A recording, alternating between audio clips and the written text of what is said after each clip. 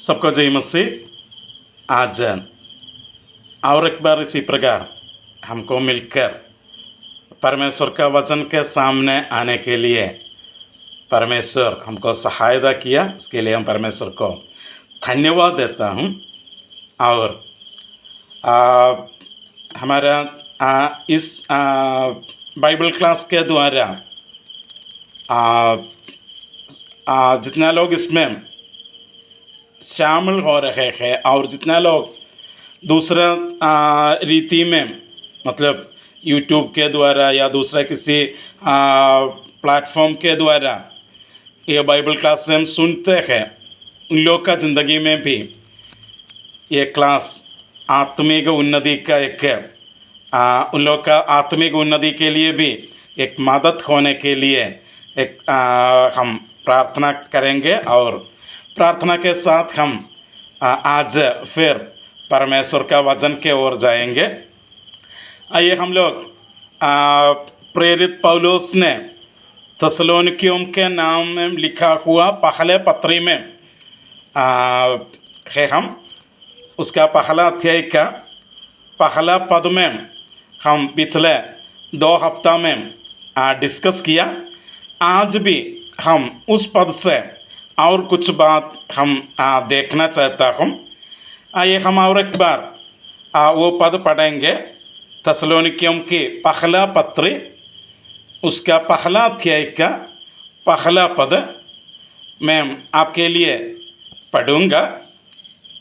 पौलुस सिलवानुस और तीमुथियुस की ओर से थेसलोनिकियों की कलीसिया को, जो पिता परमेश्वर और प्रभु यीशु मसीह में है, तुम्हें अनुग्रह और शांति मिले। पिछले 2 हफ्ता में हम देखा था ये कलीसिया इस जगत में थेसलोनिकिया नामक एक जगह में थे, परंतु सच में आत्मिक रूप में उन लोग प्रभु यीशु मसीह में और पिता परमेश्वर में थे। हम उसके बारे में बहुत डिस्कस किया और हम कहे थे कलीसिया हमेशा परमेश्वर का कलीसिया है। और पिछले हफ्ता हम कहे थे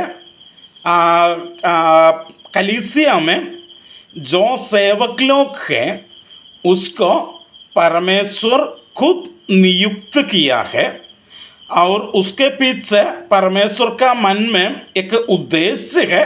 वो उद्देश्य क्या था? कलीसिया का सब लोग का आत्मिक उन्नति के लिए, आत्मिक उन्नति के लिए हम उसी प्रकार हम देखा था। और आज हम देखना चाहता हूँ वो आत्मिक उन्नति मतलब क्या है। एक विश्वासी या एक हमारा एक भाई या एक बहन उसका ज़िंदगी में आत्मिक उन्नति मतलब क्या है। सच में आत्मिक उन्नति मतलब उन लोग, जैसे हम इसमें पढ़े थे, उन लोग पिता परमेश्वर में और मसीह यीशु में होना है। वो है सही रीति का आत्मिक उन्नति। हम भी इस जगत में अलग अलग जगह में रहते हैं, विभिन्न जगहों में हम रहते हैं, परंतु हमारा मन में हमेशा ये बात होना है, हम झारखंड में रहते हैं, यूपी में रहते हैं, उड़ीसा में रहते हैं, बंगाल में रहते हैं, केरला में रहते हैं। इसी प्रकार अलग अलग जगह में, दुनिया का अलग अलग जगह में हम रहते हैं, परंतु हमारा मन में हमेशा ये बात होना है, सच में हमारा जगह कहाँ है? पिता परमेश्वर में और यीशु मसीह में। ये जानकारी, इसी प्रकार का एक जिंदगी, वो है सही रीति का आत्मिक उन्नति। हमारा जिम्मेदारी क्या है? हम हमारा कलीसिया या हमारे विश्वासी लोग को इसी रीति में अगुवाई करना है। किसी रीति में उन लोग हमेशा पिता परमेश्वर में और मसीह यीशु में होना है। इसका मतलब क्या है? पिता परमेश्वर में या मसीह यीशु में होना, इसका मतलब क्या है? सच में कलीसिया मसीह में होना है। कलीसिया कहाँ होना है? मसीह में होना है। आप लोग आइए यूहन्ना का सुसमाचार में आइए। जब हम यूहन्ना का सुसमाचार में आएगा, उधर हमको एक विशेष बात देख सकता है। यूहन्ना का सुसमाचार उसका 15 अध्याय में आइए। यूहन्ना का सुसमाचार उसका 15 अध्याय का 4 से 6 तक हम पढ़ेंगे। यूहन्ना का सुसमाचार 15 अध्याय का 4 से 6 तक हम पढ़ेंगे। उधर हम क्या पढ़ते हैं? यीशु बोलते हैं, तुम मुझ में बने रहो और मैं तुम्हें। जैसे डाली यदि दाखलता में बनी न रहे तो अपने आप से नहीं फल सकती, वैसे ही तुम भी यदि मुझ में बने न रहे तो नहीं फल सकते। मैं दाखलता हूँ, तुम डालियों हो। जो मुझ में बना रहता है और मैं उसमें, वो बहुत फल फलता है, क्योंकि मुझसे अलग होकर तुम कुछ भी नहीं कर सकते। यदि कोई मुझ में बना न रहे तो वो डाली को बांधी फेंक दिया जाता है और सूख जाता है, और लोग उन्हें इकट्ठा कर आग में झोंक देता है और वे जल जाते हैं। इधर यीशु बात कर रहे हैं अपना चेले लोगों के साथ, अपना विश्वासी लोगों के साथ, अपना कलीसिया के साथ यीशु बात करते हैं। यीशु क्या बोलते हैं? 4 पद में हम पढ़ते हैं, तुम मुझ में बने रहो और मैं तुम्हें। मतलब हम यीशु पर वास करना है और यीशु हम में वास करना है। तुम मुझ में बने रहो और मैं तुम्हें। कैसे?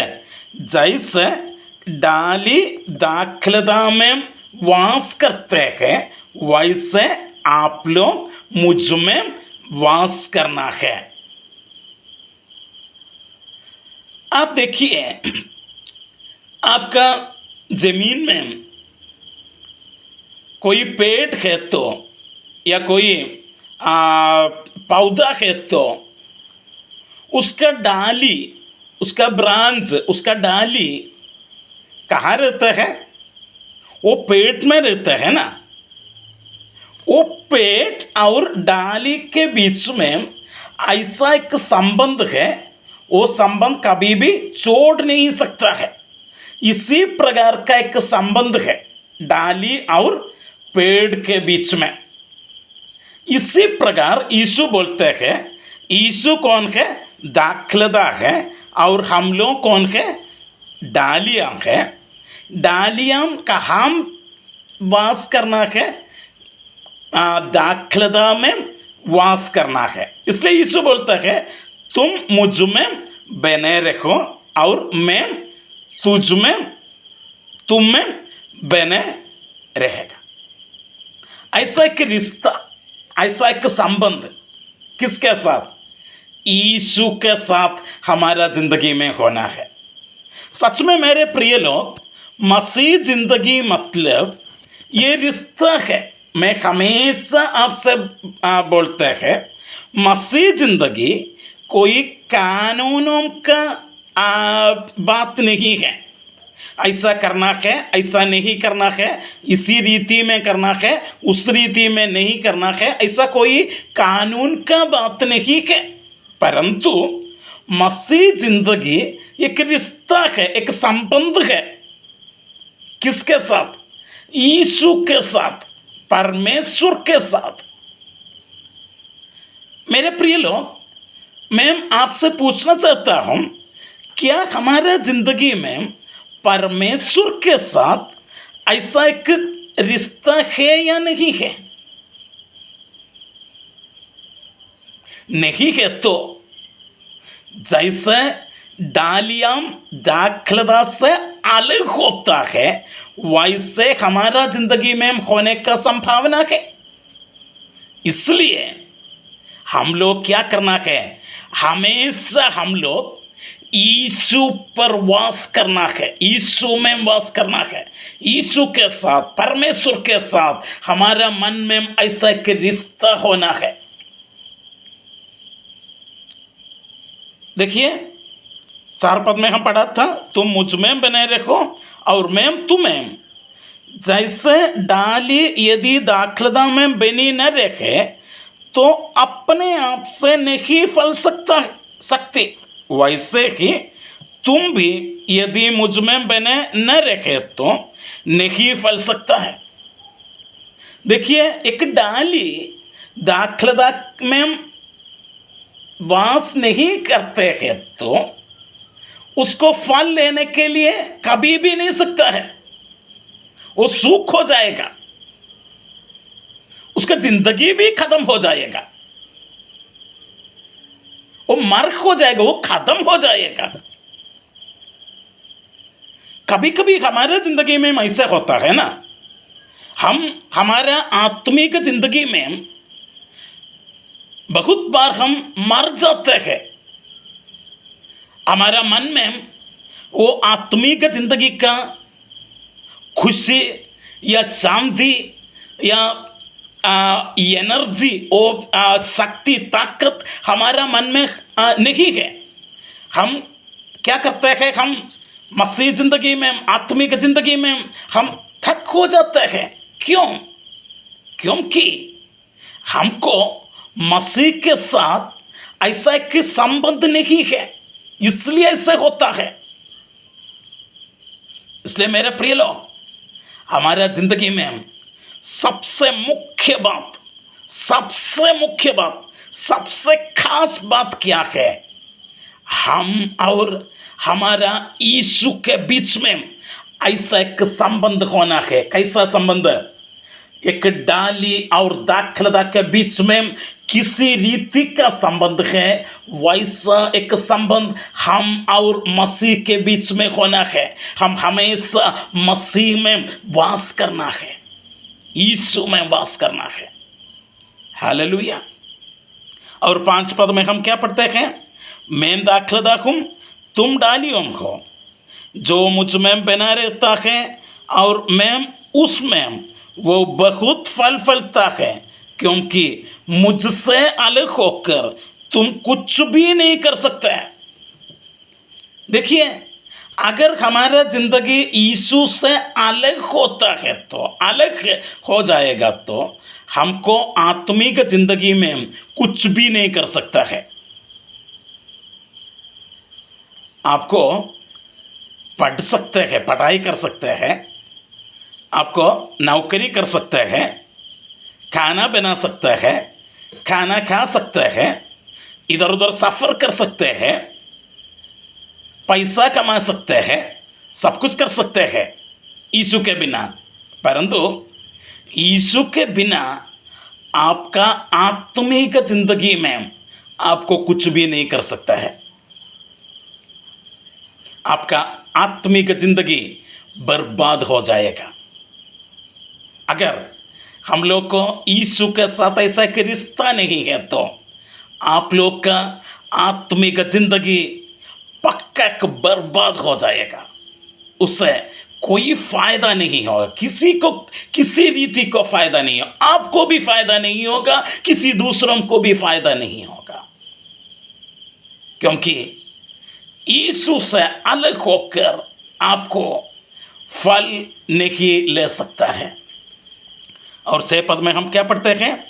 यदि कोई मुझ में बने न रखे तो वही डाली को फांदी फेंक दिया जाता है और सूख जाता है, सूख जाता है। मेरे प्रिय लोग, क्या हमारा आत्मिक जिंदगी आज सूख गया है? हमारा आत्मिक जिंदगी को के द्वारा किसी दूसरे व्यक्ति को किसी रीति का आत्मिक आशीष मिलता है या नहीं है?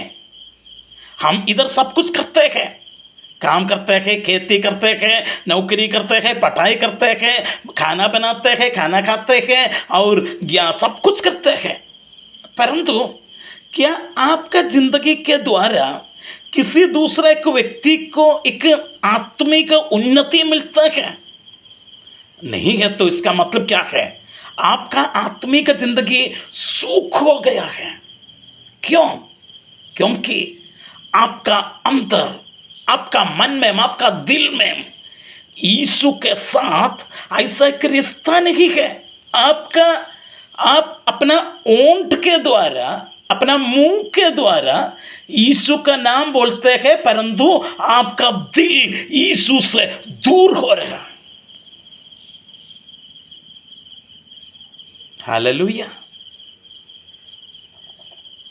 हालेलुया।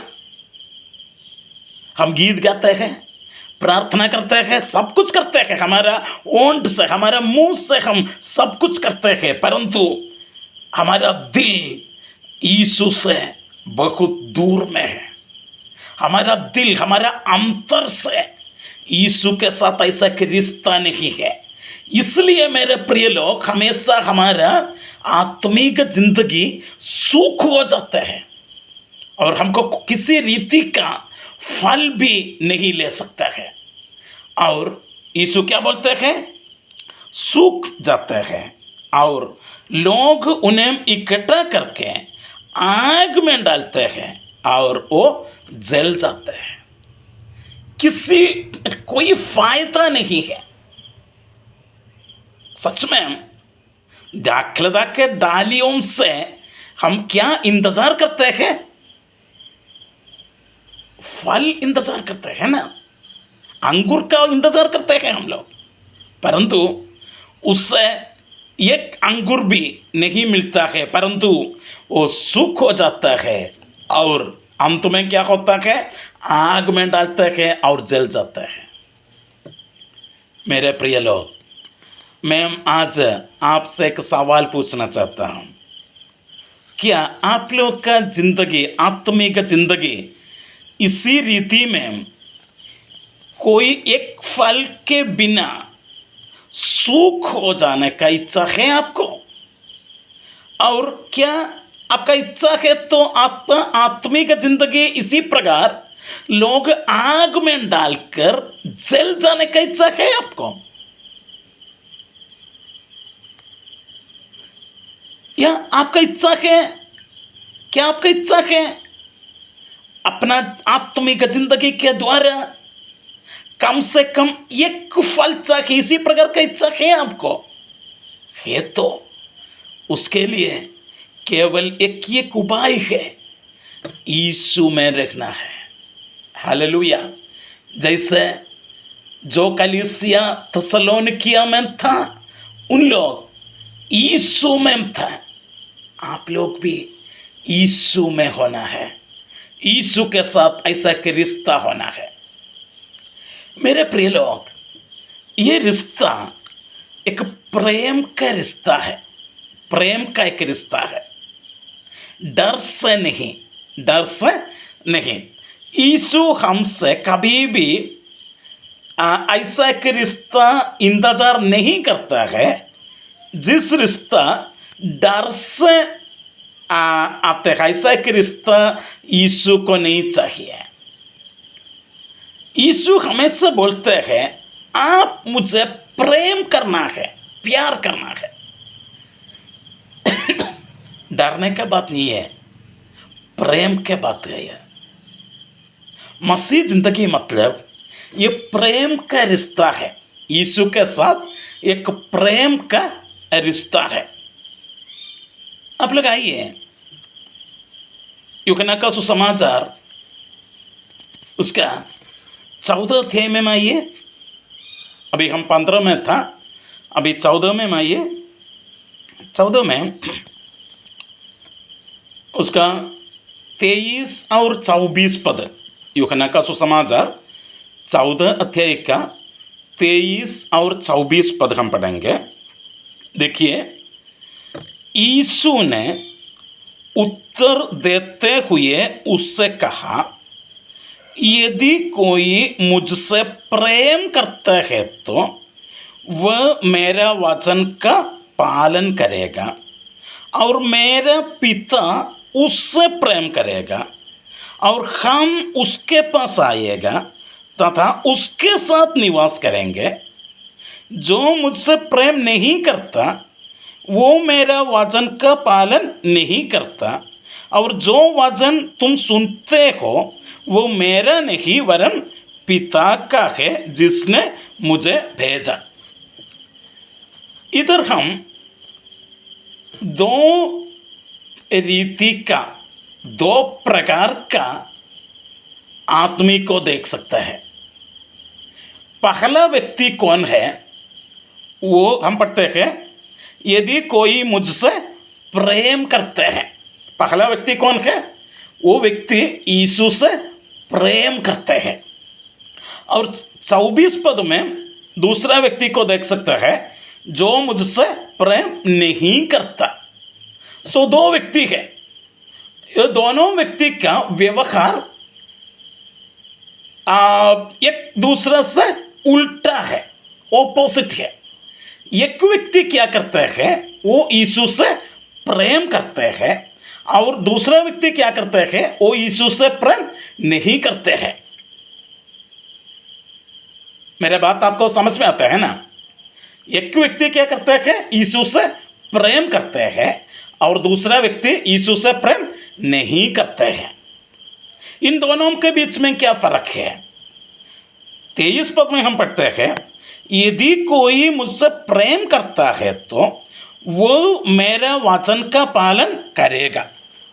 जो व्यक्ति यीशु से प्रेम करते हैं वो यीशु का वचन पालन करेगा। और 24 पद में, जो मुझसे प्रेम नहीं करता वो मेरा वचन का पालन नहीं करता। इसका मतलब क्या है? इन दोनों के बीच में एक फर्क है। पहला व्यक्ति यीशु से प्रेम करते हैं, दूसरा व्यक्ति यीशु से प्रेम नहीं करते हैं, परंतु इन लोग के बीच में एक समानता है। क्या है? दोनों के पास यीशु का वचन है। दोनों के पास क्या है? यीशु का वचन है। ये दोनों के पास यीशु का वचन है, यीशु का वचन उनके पास है, परंतु एक व्यक्ति क्या करता है, यीशु से प्रेम करता है, दूसरा व्यक्ति यीशु से प्रेम नहीं करता है। हमारा जैसा है, हम सब लोग के पास परमेश्वर का वचन है। वचन मेरे पास है, इससे ज़्यादा एक ज़्यादा बड़ा बात नहीं है, वो एक ज़्यादा बड़ा बात नहीं है। वचन मेरे पास है, वो एक बड़ा बात नहीं है। ये दोनों के पास क्या है? वचन है। बात यह है, क्या आप यीशु से प्रेम करते हैं या नहीं करते हैं, वो है बड़ा बात। दोनों के पास वचन है, परंतु फर्क क्या है? एक यीशु से प्रेम करते हैं, दूसरा यीशु से प्रेम नहीं करते हैं। और हम देख सकते हैं, जो यीशु से प्रेम करते हैं वो वचन पालन करेगा, वो यीशु से प्रेम नहीं करते हैं वो पालन नहीं करेगा। वचन पालन करने के लिए पहले क्या चाहिए? यीशु से प्रेम चाहिए, प्रेम का रिश्ता चाहिए। हम सोचते हैं वचन चाहिए, सच है, सही बात है, वचन भी चाहिए, परंतु केवल वचन से नहीं हो पाएगा, केवल वचन से नहीं हो पाएगा। वचन का बड़ा ज्ञान से नहीं हो पाएगा, परंतु उसके साथ साथ क्या और दूसरा बात भी चाहिए। क्या चाहिए? हमारा मन में यीशु के साथ एक प्रेम चाहिए। हालेलुया। सो 23 पद में हम पढ़ते हैं, यदि कोई मुझसे प्रेम करता है तो वह मेरे वचन का पालन करेगा और मेरा पिता उससे प्रेम करेगा। देखिए, परमेश्वर क्या करेगा? उससे प्रेम करेगा। जो व्यक्ति यीशु से प्रेम करते हैं उसको परमेश्वर भी क्या करते हैं? प्रेम करेगा। देखिए, परंतु हमको जानते हैं, यूहन्ना का सुसमाचार 3 अध्याय का 16 पद में हम क्या पढ़ते हैं? परमेश्वर संसार को प्रेम किया, मतलब सबको प्रेम किया था। वो परमेश्वर का प्रेम का एक साइड है। परमेश्वर सबसे क्या करते हैं? प्रेम करते हैं। परंतु परमेश्वर का एक विशेष प्रेम है। वो किसके साथ है? जो लोग यीशु से प्रेम करते हैं उसके साथ परमेश्वर का एक विशेष रूप का प्रेम है। इधर हम ऐसे पढ़ते हैं, मेरा पिता उससे प्रेम करेगा और हम उसके पास आएगा। कौन आएगा? यीशु आएगा और पिता परमेश्वर आएगा। किधर आएगा? उसके पास। किसके पास? जो व्यक्ति यीशु को प्रेम करते हैं उसके पास में आएगा और उसके साथ निवास करेगा। हालेलुया। मेरे प्रिय लोग, क्या यीशु और पिता परमेश्वर आपके साथ वास करने के लिए आपको इच्छा है? तो आप क्या करना है? केवल एक बात, यीशु से प्रेम करना है। यीशु से प्रेम करना है। एक प्रेम का एक रिश्ता है ये,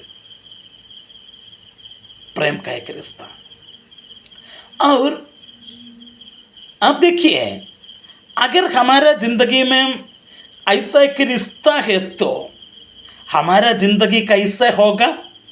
आप लोग आइए, पहला यूहन्ना का पहला पत्री, यूहन्ना का सुसमाचार नहीं, यूहन्ना का पहला पत्री, मतलब पत्रस का पहला पत्री, दूसरा पत्री, उसके बाद आएगा यूहन्ना का पहला पत्री। यूहन्ना का सुसमाचार नहीं, यूहन्ना का पहला पत्री। उसमें उसका दूसरा अध्याय का 6 पद हम पढ़ेंगे। दूसरा अध्याय का 6 पद, उधर हम क्या पढ़ते हैं? जो कहता है कि मैं उसमें बना रहता हूँ तो वह स्वयं भी वैसा ही चले जैसा कि वह चलता था। इसका मतलब क्या है? अगर किसी को यीशु से ऐसा एक प्रेम है तो वो यीशु में वास करते हैं, यीशु में बने रहे हैं, और उनका जिंदगी कैसे होगा? उसका चाल चलन यीशु का आदत के जैसे होगा, यीशु का चाल चलन के जैसे होगा। हम उधर ऐसे पढ़ते हैं, जो कहता है कि मैं उसमें बना रहता हूँ तो वह स्वयं भी वैसा ही चले जैसा कि वह चलता था। यीशु कैसे चलते थे वैसे हम भी चलेगा। हमारा चाल चलन, हमारा आदत, हमारा व्यवहार, सब कुछ यीशु के जैसे होगा। क्यों? क्योंकि हम यीशु से प्रेम करते हैं, हम यीशु में बने रहे हैं। अगर आप यीशु में बने रहे हैं तो धीरे धीरे आपका आदत यीशु का आदत के जैसे बदल हो जाएगा। हालेलुया। वो है आत्मिक उन्नति, वो है आत्मिक उन्नति।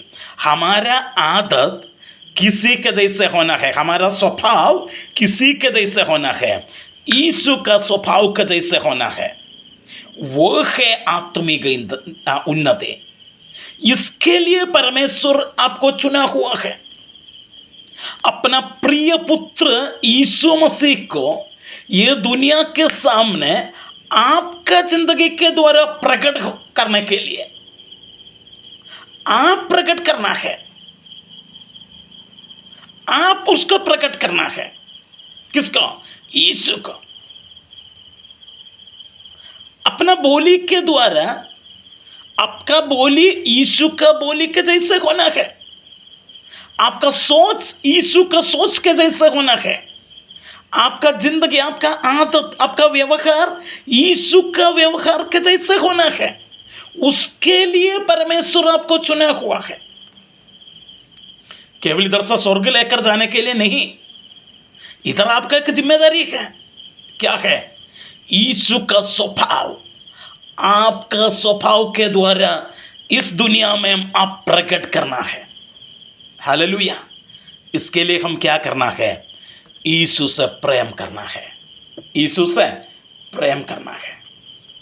मेरे प्रिय लोग, आप जब सुसमाचार पढ़ते हैं उस समय आपको समझ में आएगा यीशु का जिंदगी कैसा था, यीशु का व्यवहार कैसा था, यीशु का आदत कैसा था, आपको समझ सकता है।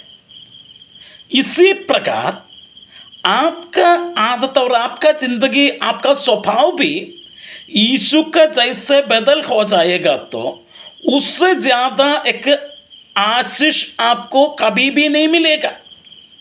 क्योंकि उस समय लोग आपको पागल समझेगा, परंतु आपका मन में आप कभी भी उदास नहीं होगा। क्योंकि जब यीशु इस दुनिया में थे, यीशु को भी उन लोग पागल बुलाया था, परंतु यीशु उसके सामने कभी भी उदास नहीं था। लोग आपका विरोध में आएगा, परंतु आपका मन कभी भी थक नहीं हो जाएगा। क्योंकि सब लोग यीशु के विरोध में आने के समय में भी यीशु का मन में केवल एक एक चिंता था, एक एक सोच था, मेरा पिता का इच्छा पूरी करना है। हालेलुया। जो काम मेरा पिता मेरे ऊपर दिया है वो पूरा करना है, वो पूरा करना है। आपको जानते हैं, खाना खाने से ज्यादा यीशु का मन में अपना पिता का काम पूरा करने का इच्छा था। अगर एक दिन दो दिन खाने के लिए कुछ भी नहीं मिलेगा तो भी हमारा आत्मिक जिंदगी थक नहीं हो जाएगा। क्योंकि हमको ऐसा एक रिश्ता है, प्रेम का एक रिश्ता। किसके साथ? यीशु के साथ। अपना संस्था के साथ नहीं, अपना नेताओं के साथ नहीं, परंतु यीशु के साथ आपका ऐसा एक रिश्ता होगा। हालेलुया। अगर लोग आपको परेशान करते हैं तो आपके विरोध में उन लोग गलत बातें बोलेगा तो आपके चेहरा में देखकर उन लोग गाली देगा तो आप उसी रीति में उसको सामने नहीं करेगा उन लोग से। क्योंकि यीशु आपसे कहा है उन लोग से क्षमा करने के लिए, और यीशु खुद ऐसा एक नमूना बना है। हमको जानते हैं, जब रोमियो का वो सिपाही लोग यीशु को क्रूस पर डाला था, उस समय में भी वो अपना पिता से प्रार्थना किया, परमेश्वर मेरा पिता इन लोग से क्षमा कीजिए, क्योंकि इन लोग को नहीं जानते हैं उन लोग क्या करते हैं। हालेलुया। वो है यीशु का आदत, वो है यीशु का स्वभाव। ऐसा एक स्वभाव, ऐसा एक आदत हमारा ज़िंदगी में भी होना है। वो है आत्मिक उन्नति। मेरे प्रिय लोग, मैं आपसे पिछले दिन कहा था, आप सब लोग, परमेश्वर आप सब लोग को आपका कलीसिया में एक सेवक लोग के रूप में नियुक्त किया है। आपको एक सेवकाई है, परंतु वो सेवकाई का रिजल्ट क्या होना है? जितना लोग आपका कलीसिया में है, वो सब लोग ये आत्मिक उन्नति पाना है। जो कौन सा आत्मिक उन्नति?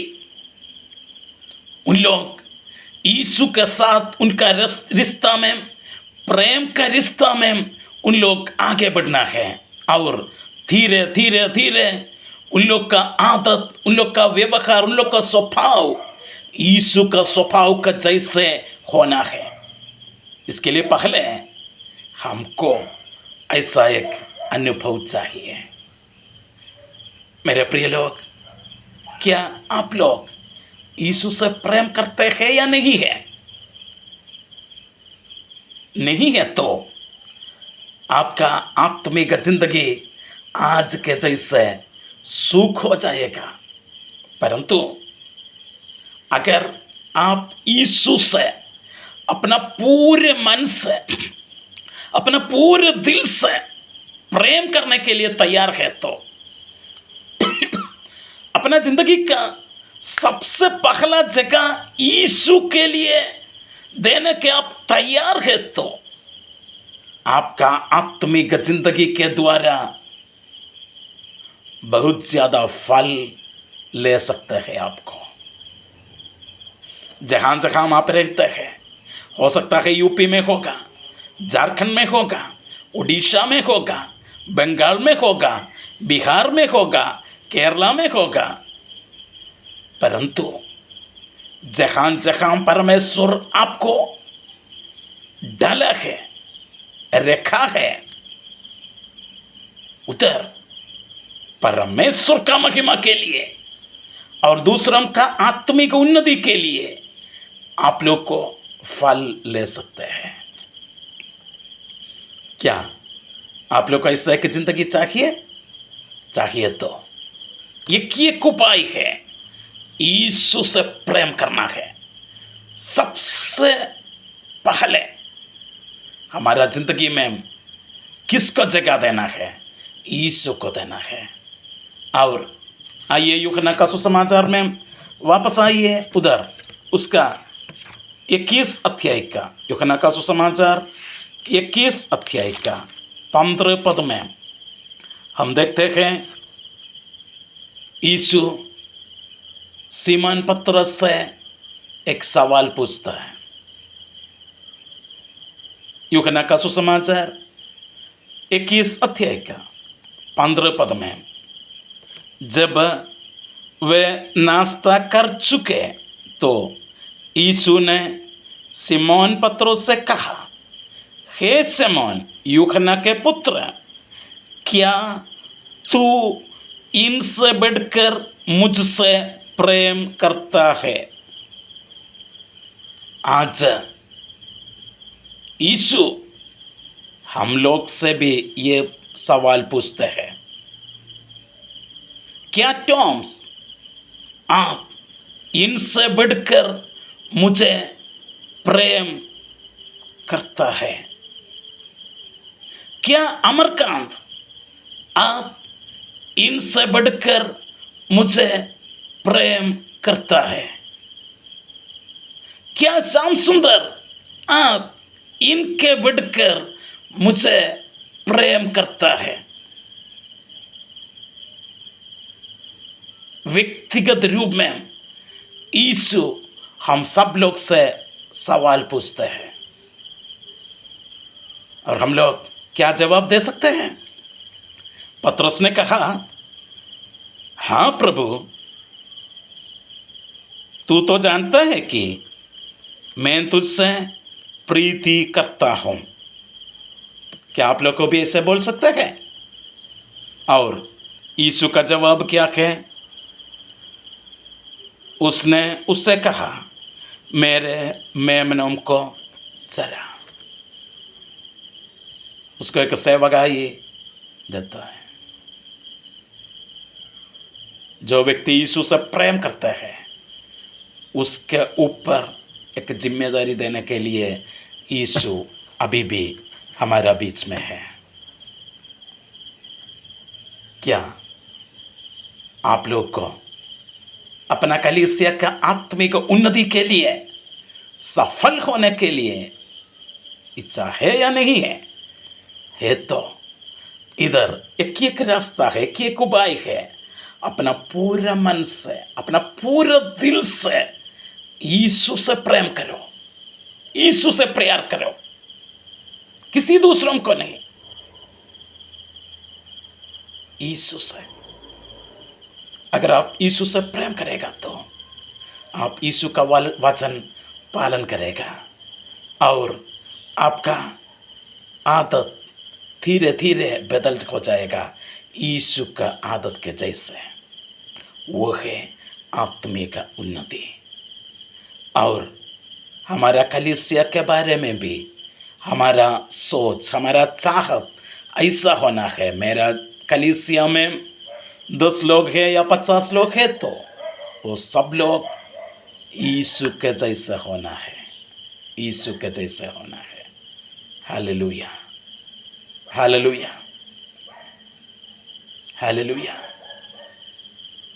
देखिए, इससे ज़्यादा बड़ा कौन सा बात है? क्या यीशु से ज़्यादा कौन योग्य है प्रेम करने के लिए? यीशु अपना जान आपके लिए दे दिया है ना। यीशु आपके लिए 10,000 रुपया नहीं दिया है, परंतु अपना जान, अपना लेहू आपके लिए बहाया। अपना जान एक बलिदान के रूप में आपके लिए दिया है। यीशु आपसे इतना प्रेम किया, यीशु आपसे इतना प्रेम किया, यीशु आपसे इतना प्रेम किया। अभी यीशु हमसे पूछते हैं, क्या आप लोग इनसे बढ़कर मुझे प्रेम करते हैं? हमारा जवाब क्या होगा? आइए 1 मिनट के लिए सब लोग अपना आंख बंद कीजिए और जहाँ जहाँ आप बैठते हैं, जहाँ जहाँ बैठ कर आप यह वचन सुनते हैं, उधर बैठकर 1 मिनट यीशु से बात कीजिए। एक चंगाई सफा नहीं, एक छुटकारा का सफा नहीं, ये परमेश्वर का वचन का सही रीति का शिक्षा मिलने का एक जगह है। आप लोग अपना आंख बंद करके 1 मिनट यीशु से बात कीजिए। जो यीशु आपके लिए अपना लेहू बहाया, जो यीशु आपके लिए अपना जान दे दिया, वो यीशु आपसे पूछता है, क्या तुम इन सबसे बढ़कर मुझे प्रेम करते हैं? मेरे प्रिय लोग, आज तक हो सकता है हमारा सेवकाई, हमारा आत्मिक जिंदगी एक सूखा हुआ अवस्था में होगा, फल नहीं ले सकता है हमको। परंतु आज यीशु आपका पास आया है।